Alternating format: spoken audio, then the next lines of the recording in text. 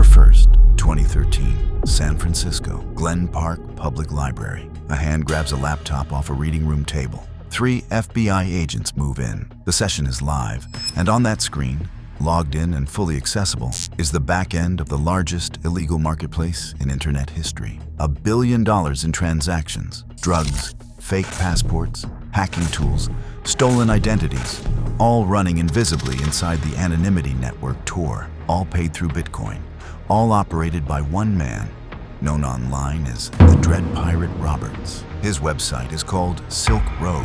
For 2 years, the FBI, the DEA, and the IRS couldn't find him. And they didn't crack his encryption, they didn't break Bitcoin, they didn't penetrate Tor. They caught him because he used the same username twice before anyone was watching. His name is Ross Ulbricht. He's 29 years old, and the way this ends will tell you everything about what happens when one man builds something the system wasn't designed to handle.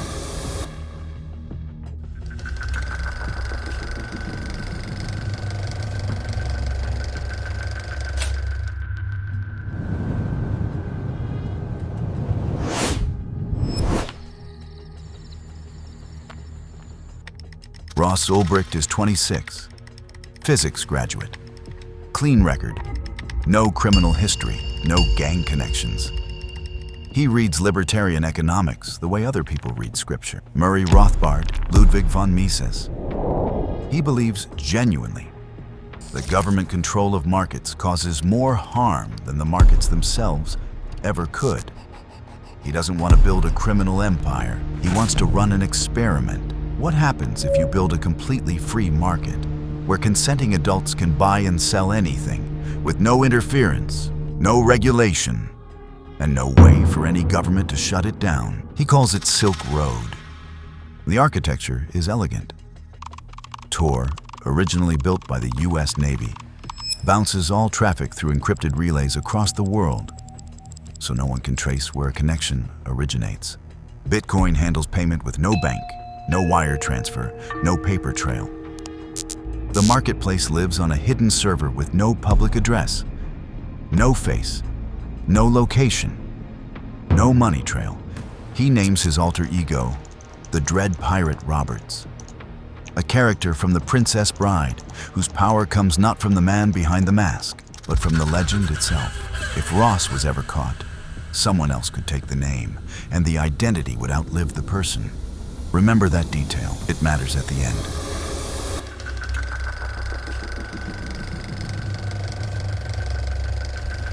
Within 18 months, Silk Road is processing transactions that legitimate startups would envy. Vendor ratings, buyer reviews, escrow, dispute resolution. It functions better than most legal e-commerce sites of the era. At its peak, 13,000 active listings, $1.2 billion in total transactions, and $80 million in commissions flowing to Ross personally, all in Bitcoin, all invisible.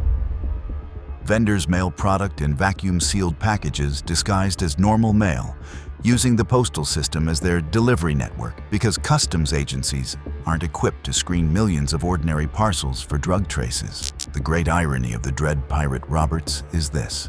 An anarchist who believed in no government built a highly functional bureaucratic system to govern his marketplace. He had HR problems, vendor fraud issues, policy decisions affecting thousands of people across 40 countries. He wasn't just a hacker anymore. He was running a country. Meanwhile, the FBI, DEA, and Homeland Security could access Silk Road as regular users. They could see every listing, every price, every review, but they couldn't find the server. Couldn't trace the Bitcoin, couldn't identify the man behind the mask. For nearly 2 years, the most sophisticated law enforcement agencies in the world were buying drugs on Silk Road to gather evidence, while the man running it sat completely invisible. That invisibility had one crack, and Ross put it there himself before he knew he needed to be anonymous.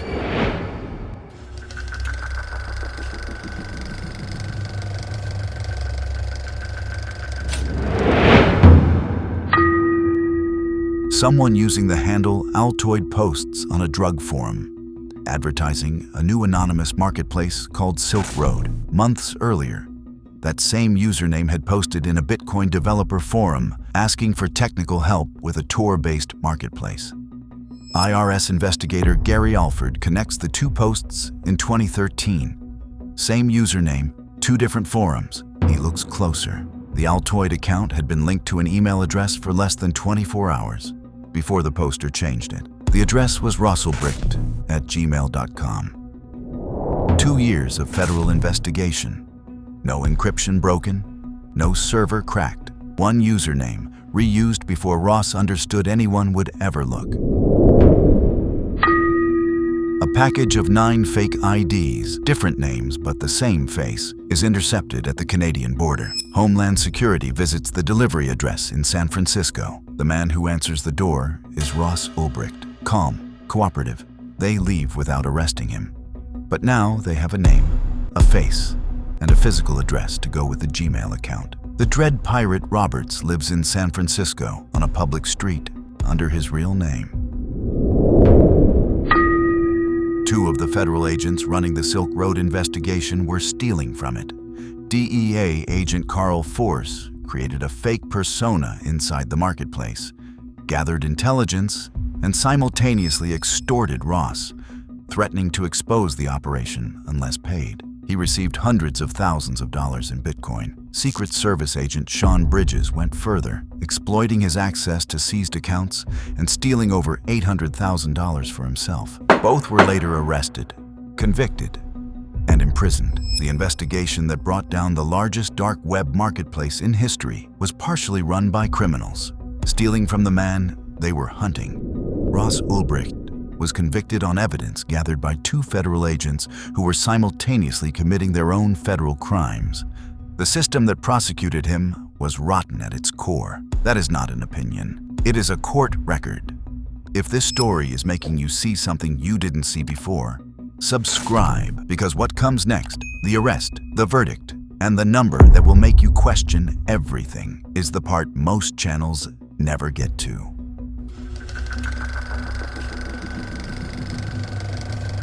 The FBI has everything they need, except one thing. Ross's laptop runs full disk encryption, and a closed laptop is a locked vault. They need to arrest him while the session is live, while he is logged in as the Dread Pirate Roberts, with the private keys accessible in memory. So they watch him. He uses the same library, same corner, same public Wi-Fi, same routine every time. They stage the argument. 2 undercover agents nearby, fighting loudly. Ross turns his head. A 3rd agent grabs the open laptop in one motion, holding it open, keeping the session alive. Ross is on his feet, but it's already over. The admin panel is on screen. The private keys are in memory. 2 years of invisibility end in the time it takes to look up from a table. The FBI seizes 144,000 Bitcoin, worth $28 million that day, and over $10 billion at peak valuation. Silk Road goes dark within hours. A seizure banner replaces the homepage. The Dread Pirate Roberts is Ross Ulbricht, sitting in handcuffs in a San Francisco library.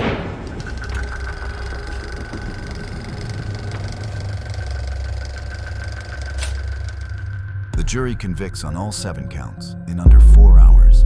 2 life sentences plus 40 years, with no possibility of parole. Ross Ulbricht is 31 years old. His mother, Lynn, has spent every year since fighting for his release, arguing that a double life sentence for a non-violent first-time offender is grotesque overreach, regardless of what he built.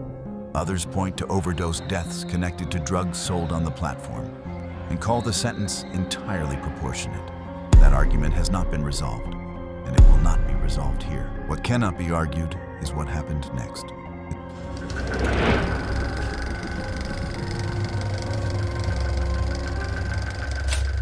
Silk Road went offline October 2nd, 2013. Silk Road 2.0 launched November 6th, 2013. 34 days later, then Alphabay, then Hansa, then Dream Market, then dozens more, operating right now. Every dark web marketplace that followed copied the exact architecture Ross designed: the vendor rating system, the escrow model, the Bitcoin payments, the Tor hosting. Ross is serving 2 life sentences, and his blueprint runs the entire dark web economy. The investigation also permanently changed how law enforcement treats cryptocurrency. Before Silk Road, Bitcoin was considered untraceable. The techniques developed to follow Ross's Bitcoin are now standard tools in every major financial crime case globally. Ross built the model, and the FBI built the counter model. Both are still running. And then there's this. Of the 144,000 Bitcoins seized from Ross, roughly 70,000 were auctioned by the U.S. Marshals Service in 2014. A venture capitalist named Tim Draper bought them for $19 million. At Bitcoin's peak, that same stack was worth approximately $4.8 billion. The United States government accidentally made a venture capitalist a billionaire using the proceeds of a drug marketplace seizure.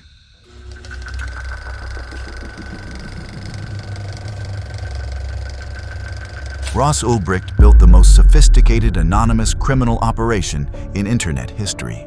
He was brought down not by cryptography, not by blockchain analysis, not by any of the technical weapons the government spent 2 years developing against him.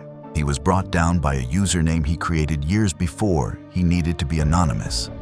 Attached to a Gmail address he forgot existed. The most elaborate system of digital invisibility ever constructed had one hole in it, and Ross put it there himself. He is in a federal prison serving 2 life sentences, while the 2 agents who stole from him served their sentences and were released, while the platform he invented keeps operating under different names, while the government auctioned his Bitcoin and made someone else a billionaire. The Dread Pirate Roberts was supposed to be a name that outlived the person. Ross got that part right. The name outlived him. He just didn't expect to still be alive to watch it happen.